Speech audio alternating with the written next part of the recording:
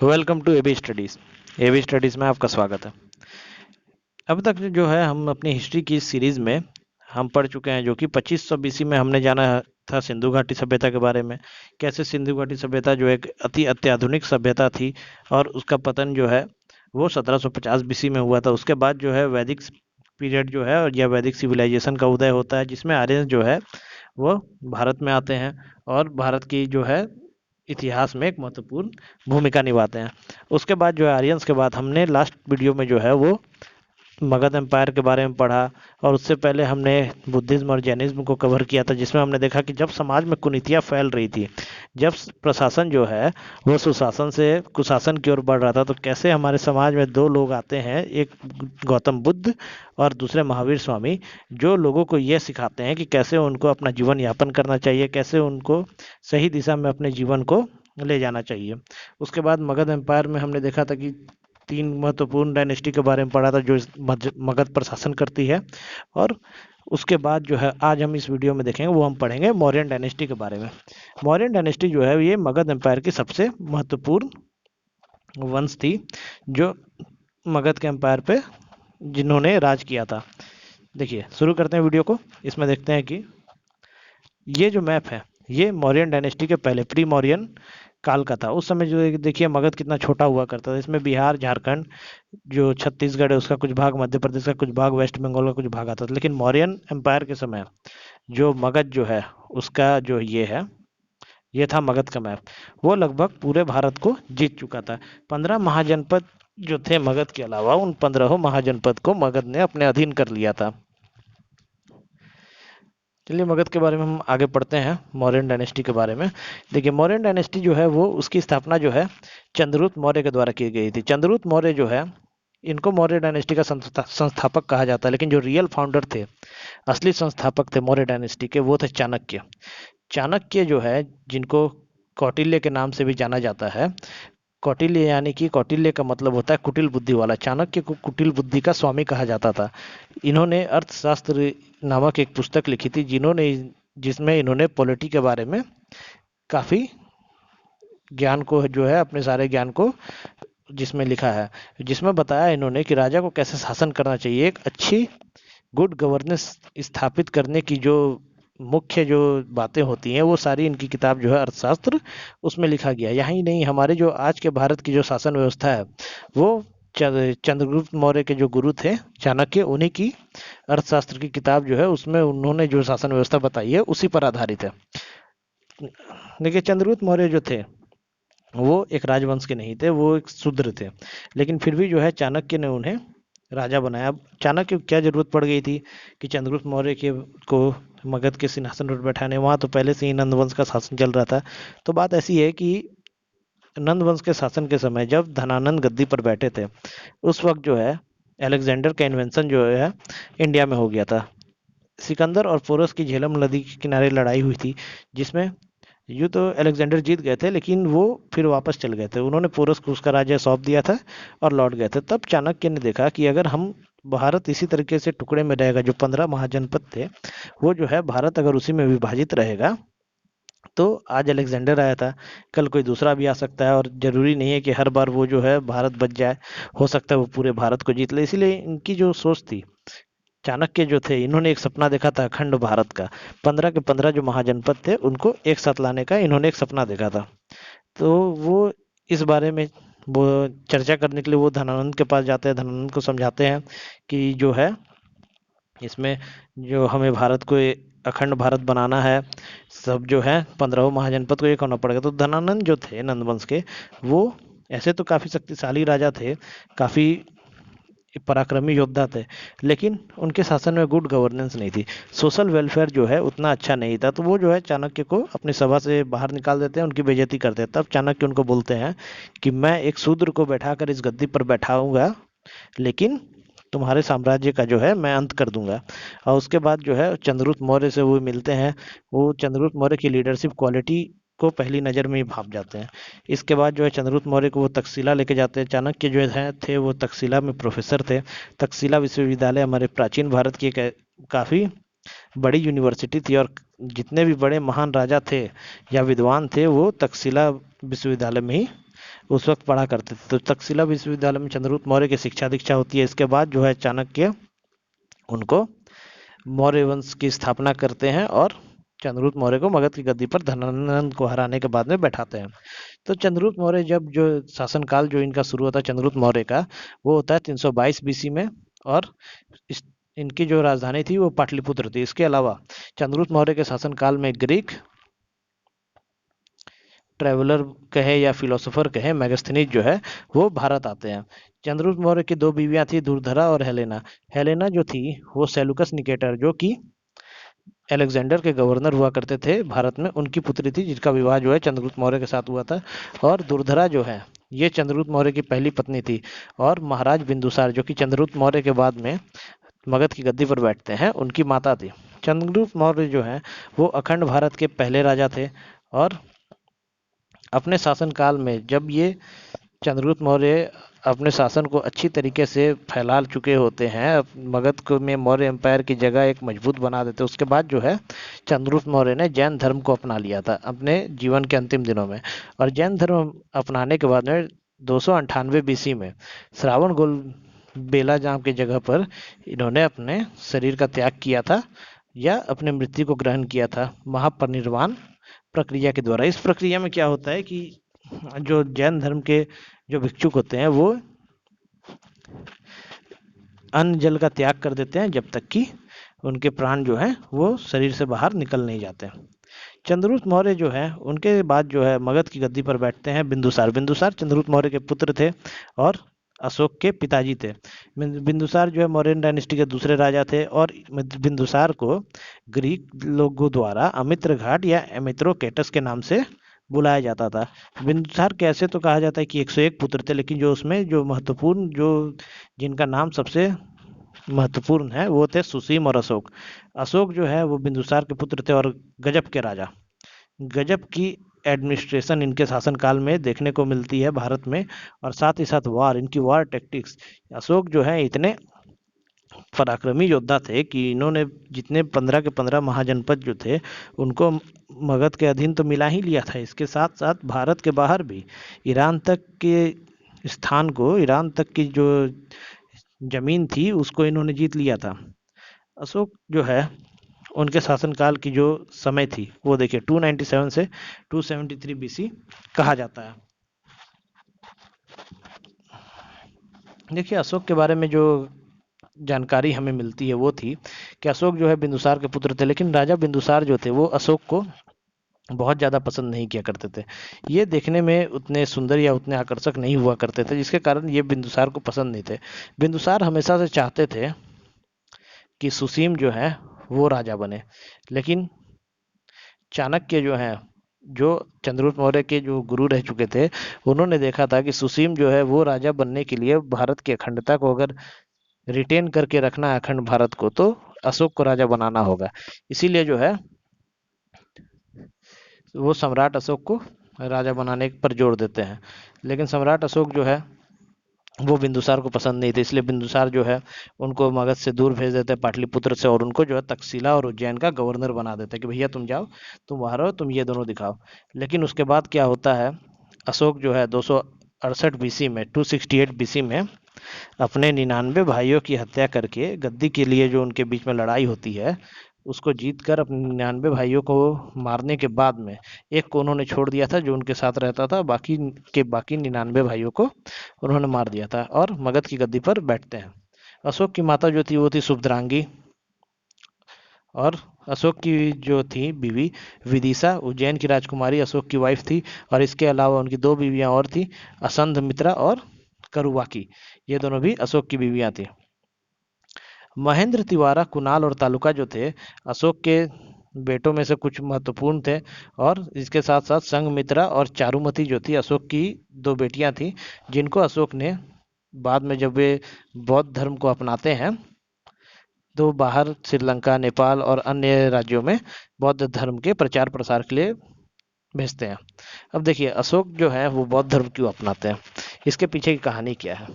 जब अशोक गद्दी पर बैठते हैं तो अपने शासनकाल के 90 वर्ष में वो जो है कलिंग पर आक्रमण करते हैं। अब कलिंग पर अशोक क्यों आक्रमण करते हैं? कलिंगा जो है, जिसको वर्तमान में हम उड़ीसा के नाम से जानते हैं, उसकी जो ज्योग्राफिकल इंडिकेशन थी, भौगोलिक दशा थी, वो व्यापार और अन्य माध्यम से काफी महत्वपूर्ण थी। कलिंगा के बगल में समुद्र था और मौर्य साम्राज्य में, मौर्यन वंश के पास में नेवी हुआ करती थी, इनके पास समुद्री जहाज हुआ करते थे। तो सी रूट से जो है अशोक अपना ट्रेड काफी अच्छे प्रकार से दूसरे देशों तक ले जा सकते थे, आसानी से ले जा सकते थे, और अपने एम्पायर को जो है एक्सटेंशन भी कर सकते थे साउथ की ओर। तो इसीलिए जो है अशोक ने कलिंगा पर वार की।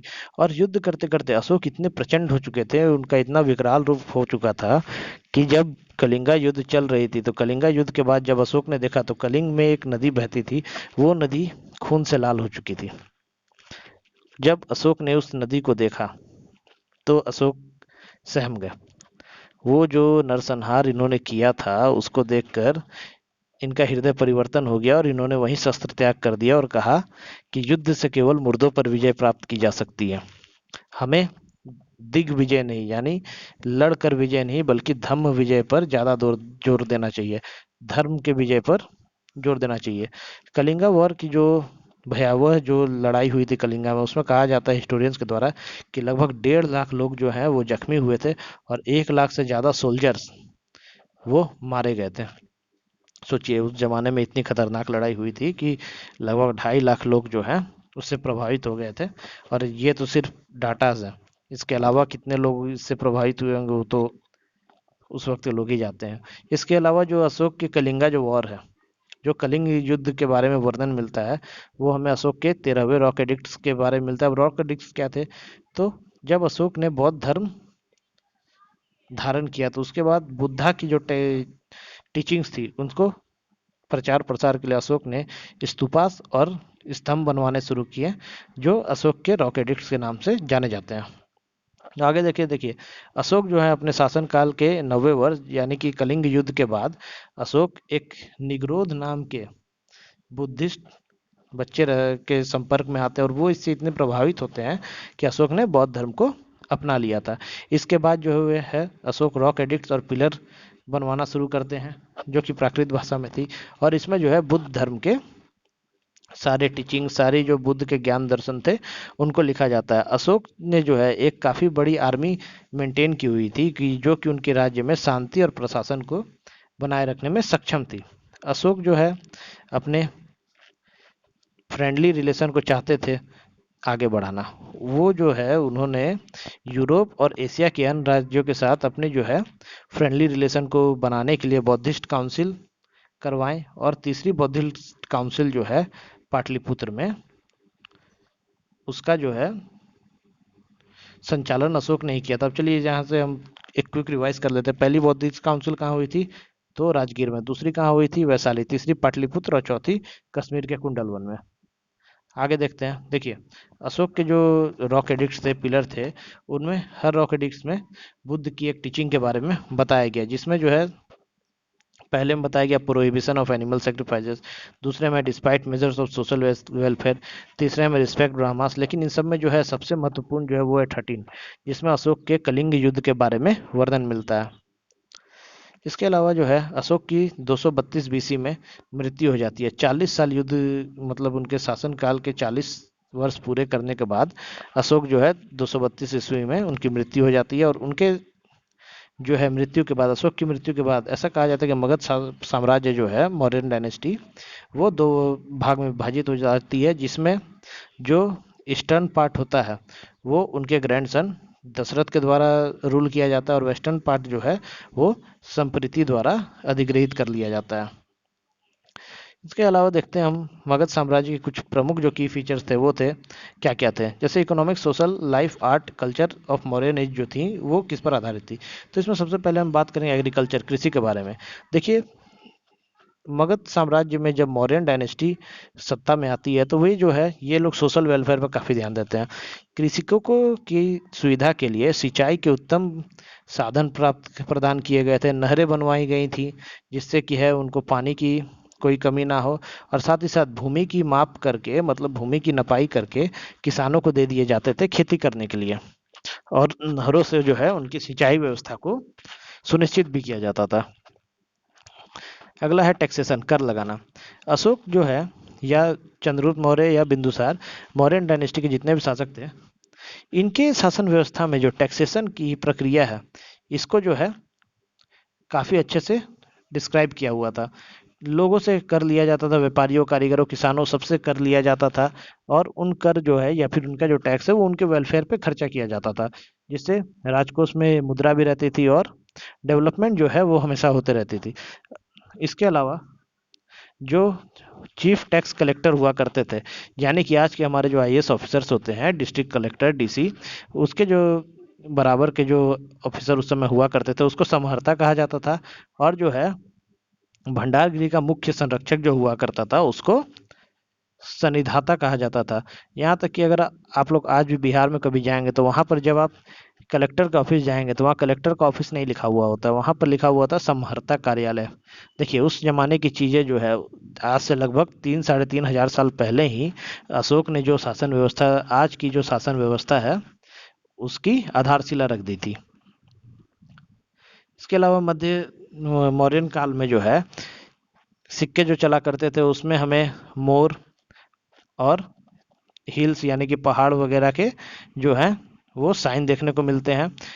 इनके जो है चिन्ह अंकित किए हुए मुद्रा का उस समय प्रचलन हुआ करता था। आर्ट एंड आर्किटेक्चर के बारे में देखा जाए तो मौर्यन साम्राज्य में स्तूपास और काफ़ी रॉक एडिक्ट्स बनवाए गए थे, जो कि इनके आर्ट्स को आगे बढ़ाते थे। रॉक एडिक्ट्स जो हुआ करते थे, वो उन्हें डिकोड करना इतना मुश्किल था कि जब दिल्ली सल्तनत का शासनकाल जब शुरू हुआ था, जब स्लेव डायनेस्टी जब भारत में आती है, तो उसके जो राजा थे फिरोज शाह तुगलक, दिल्ली सल्तनत के, उन्होंने तो अशोक के जो है स्तंभ को खुदवा कर उखड़वा कर वो अपने महल ले गए थे उसको डिकोड करने के लिए, लेकिन उन्हें कुछ भी समझ में नहीं आया, कुछ समझ नहीं पाए। अंत में जो है जब ब्रिटिशर्स इंडिया आते हैं तो उस वक्त एक आर्कियोलॉजिस्ट थे, जेम्स प्रिंसिप। जेम्स प्रिंसिप वे व्यक्ति थे जिन्होंने पहली बार अशोक के पिलर्स को डिकोड किया था। अशोक ने काफ़ी पिलर्स बनाए थे, जिसमें जो सबसे महत्वपूर्ण है वो है बरहुता और सांची के स्तंभ या स्तूप। आपसे क्वेश्चन पूछा जाएगा एग्जाम में, सांची का स्तूप कहाँ उपस्थित है, तो सांची जो है वो मध्य प्रदेश में उपस्थित है। अब देखते हैं social life of Mauryan period. देखिए मेगास्थनीज जो ग्रीस का एक फिलोसोफर था, उसने अपनी पुस्तक इंडिका में लिखा है कि जब मौर्यन काल था उस वक्त भारत में जो है 7 जातियां हुआ करती थी। पहली जो थी वो थी फिलोसोफर्स की, दूसरी सोल्जर्स, तीसरी ब्राह्मण, चौथी क्राफ्ट्समैन, हार्ट्समैन, फार्मर्स और मजिस्ट्रेट्स, यानी कि दर्शन शास्त्री, सैनिक, ब्राह्मण, शिल्पकार, किसान, मजिस्ट्रेट आदि जो है उस समय की जातियां हुआ करती थी भारत में। लेकिन मुख्यतः जो है हमारे जो इंडियन हिस्टोरियंस है उनके द्वारा जो बताया जाता है कि प्रमुख 4 ही हुआ करती थी, ब्राह्मण, क्षत्रिय, वैश्य और शूद्र। लेकिन मेगास्थनीज की पुस्तक इंडिका में 7 जातियों का वर्णन है। तो एग्जाम में अगर आपसे पूछेगा कि मेगास्थनीज ने कितनी जातियों का उल्लेख किया था, तब तो आपको 7 बताना है। लेकिन अगर इस प्रकार से पूछता है कि मगध शासन काल में या फिर मौर्यन पीरियड में भारत में कितनी जातियां थी, तो उस वक्त जो है आपका ऑप्शन जो है वो हो जाएगा 4। देखिए रेवेन्यू डिपार्टमेंट, अशोक के शासनकाल में जो रेवेन्यू डिपार्टमेंट थी वो काफ़ी अच्छी तरीके से बनाई गई थी और व्यवस्थित शासन प्रणाली थी। इसमें जो है समनिंदा चीफ ट्रेजरी ऑफिसर और समहर्ता जो है डिस्ट्रिक्ट कलेक्टर को कहा जाता था। इसके अलावा पुलिस डिपार्टमेंट की व्यवस्था की गई थी, और जहाँ पर कैदियों को रखा जाता था उस स्थान को बंधन गृह या फिर चरका के नाम से भी जाना जाता था। देखिए अशोक के शासनकाल के बाद में जब सम्राट अशोक की मृत्यु हो जाती है, उसके बाद जो है मौर्यन डायनेस्टी जो है वो लगातार अपने विध्वंस की ओर बढ़ते रहती है। और इसके बाद के जो राजा थे वो इतने क्वालिफाइड या फिर कहा जाए इतने इफेक्टिव नहीं थे कि मौर्यन डायनेस्टी को बहुत ज़्यादा समय तक बचा के रख सकते। तो 185 बीसी में जो है फाइनली जो है शुंग वंश के राजा पुष्यमित्र शुंग द्वारा मौर्य डायनेस्टी के जो अंतिम राजा थे यानी कि बृहद्रथ को हराकर मगध की गद्दी पर अपना अधिकार कर लिया जाता है, और उन्होंने मगध में शुंग डायनेस्टी की आधारशिला रखी थी। तो इस वीडियो में हमने बातें की अब तक जो है मौर्यन डायनेस्टी के बारे में हमने पढ़ा। उम्मीद करता हूँ कि आपको वीडियो में जो है मौर्यन डायनेस्टी के बारे में सारी जानकारियाँ प्राप्त हो गई होगी वीडियो से। और इसके बाद जो है मौर्यन डायनेस्टी से आपका एग्ज़ाम में अगर कोई भी प्रश्न आता है तो वो आपसे नहीं छूटेगा। अब इसके आगे जो है हम कुछ एमसीक्यूज देख लेते हैं मौर्यन डायनेस्टी के बारे में, जो कि हमारे एग्जाम पॉइंट ऑफ व्यू से काफी इंपॉर्टेंट। देखिए फर्स्ट क्वेश्चन जो है, who was the founder of Mauryan dynasty? Maurya वंश का संस्थापक जो है कौन था? तो ऑप्शन है ए अशोक, बी बिंदुसार, सी बिंबिसार या डी चंद्रगुप्त मौर्य। तो इस प्रश्न का जो है सही उत्तर हो जाएगा डी चंद्रगुप्त मौर्य। चंद्रगुप्त मौर्य जो है वो मौर्यन डायनेस्टी के या फिर अखंड भारत के पहले राजा थे। अशोक जो है वो चंद्रगुप्त मौर्य के पौत्र या पोते थे। बिंदुसार जो है चंद्रगुप्त मौर्य के पुत्र थे, जिनको अमित्रघात के नाम से भी जाना जाता है। और बिंबिसार बिंबिसार जो थे ये हरियंका डायनेस्टी के संस्थापक थे। हमारा अगला प्रश्न है, who was the son of Chandragupta Maurya? Chandragupta Maurya के पुत्र कौन थे? ऑप्शन है ए बिंदुसार, सी बिंबिसार, बी बिंबिसार, सी अशोका या डी काल अशोक। तो इस प्रश्न का जो है सही उत्तर हो जाएगा ए बिंदुसार। बिंदुसार जो है वो चंद्रगुप्त मौर्य के पुत्र का नाम था। बिंबिसार जो है अभी हमने बात की कि ये हरियंका डायनेस्टी के संस्थापक थे। अशोक जो है वो बिंदुसार के पुत्र और चंद्रगुप्त मौर्य के पौत्र थे। और काल अशोक ये नाम जो आप लोग देख रहे हैं, ये जो थे ये बिंबिसार के पुत्र थे और हर्यक डायनेस्टी के राजा थे, जिन्होंने गद्दी पर बैठने के लिए राज्य में अपनी को अधिग्रहित करने के लिए अपने पिता की हत्या की थी।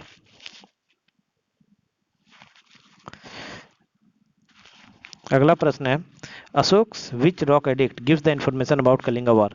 कलिंग युद्ध के बारे में हमें अशोक के किस स्तंभ से पता चलता है? ऑप्शन है ए 12th, बी 13, सी 14 या फिर डी 10th। तो अशोक का जो 13वां रॉक एडिक्ट है वो हमें कलिंग वॉर के बारे में जानकारी देता है। इंडिका, अगला प्रश्न है, इंडिका इज रिटन बाय हुम?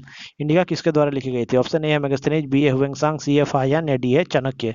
तो इस प्रश्न का जो है सही उत्तर हो जाएगा ए मेगास्थनीज। मेगास्थनीज एक ग्रीक फिलोसोफर था जो कि चंद्रगुप्त मौर्य के रीन में भारत में आया था और इसने भारत के इतिहास पर पुस्तक इंडिका लिखी थी, जिसमें इसने भारत के इतिहास के बारे में बताया है।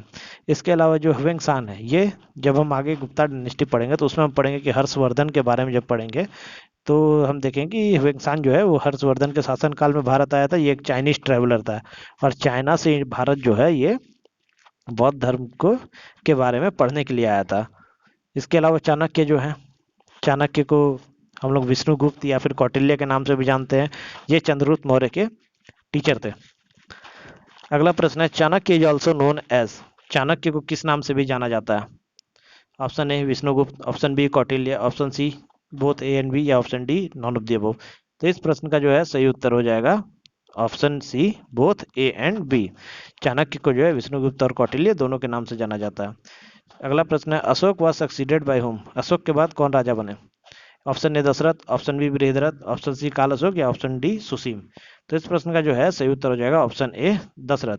देखिए बृहद्रथ जो है थे ये मौर्य वंश के अंतिम राजा थे। काल अशोक जो थे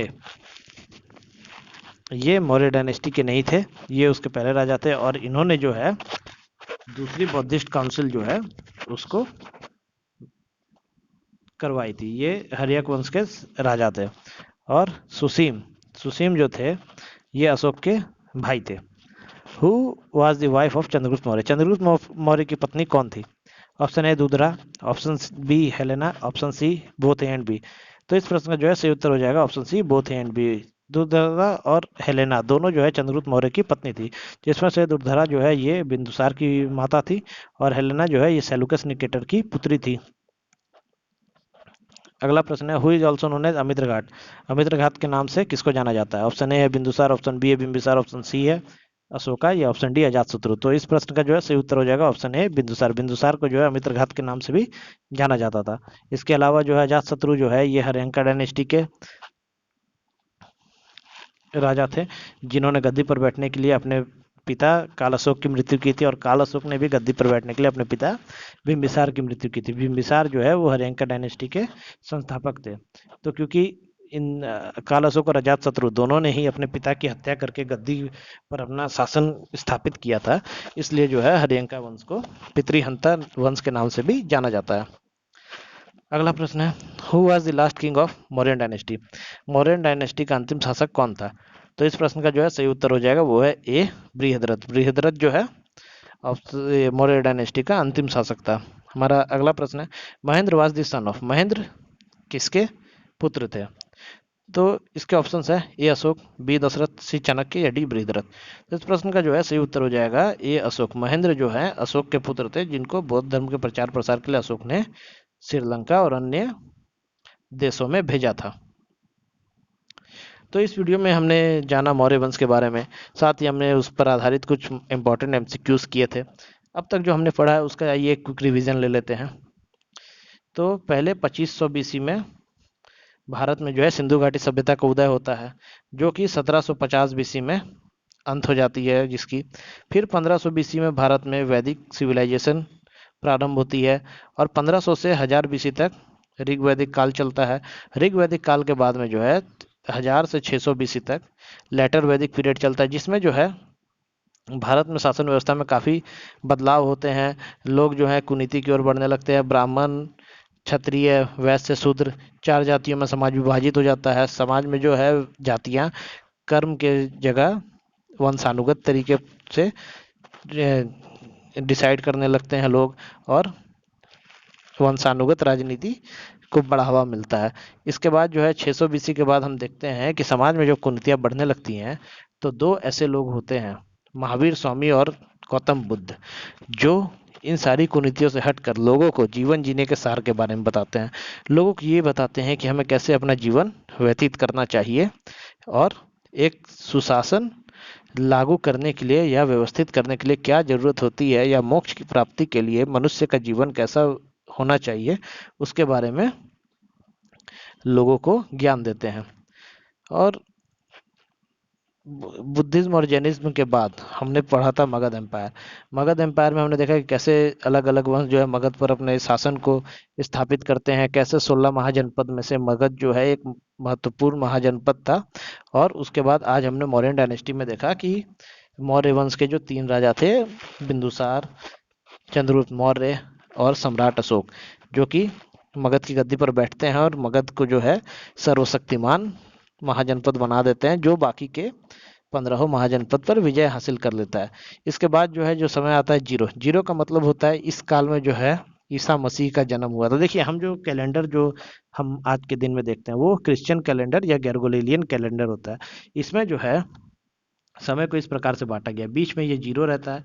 इसके पहले का जो समय होता है इसको बीसी कहा जाता है। इसीलिए जो है हम इधर जो है हमारी गिनती उल्टी होती है, पहले 2500 फिर 1700 करते करते हम जीरो तक आते हैं, और उसके इधर 1 2 3 4 करके हमारा आज का जो समय है वो आता है, जिसको हम लोग एडी या फिर एनाडोमनी बोलते हैं। बीसी का मतलब होता है बिफोर क्राइस्ट, ईसा के जन्म के पूर्व, और एडी का मतलब होता है एनाडोमनी या फिर ईसा पूर्व।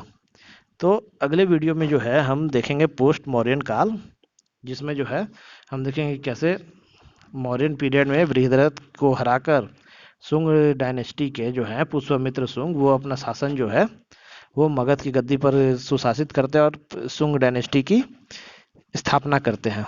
आशा करता हूँ ये वीडियो आपको पसंद आया होगा और मौर्य डायनेस्टी के बारे में आपको अच्छी जानकारी प्राप्त हो गई होगी। और अगर आप इस वीडियो की पीडीएफ चाहते हैं तो वो आप हमारे टेलीग्राम ग्रुप से डाउनलोड कर सकते हैं, जिसका लिंक यहाँ पर दिया गया है। और इसके अलावा जो है ये लिंक हमारे डिस्क्रिप्शन में भी दिया गया है, आप चाहें तो डिस्क्रिप्शन से भी हमारे टेलीग्राम ग्रुप को ज्वाइन कर सकते हैं, वहाँ आपको हमारे सारे लेक्चर्स की पीडीएफ मिल जाएगी। तो मिलते हैं अगले वीडियो में। Till then do like share subscribe and press the bell icon for the latest update from AB Studies. Thank you.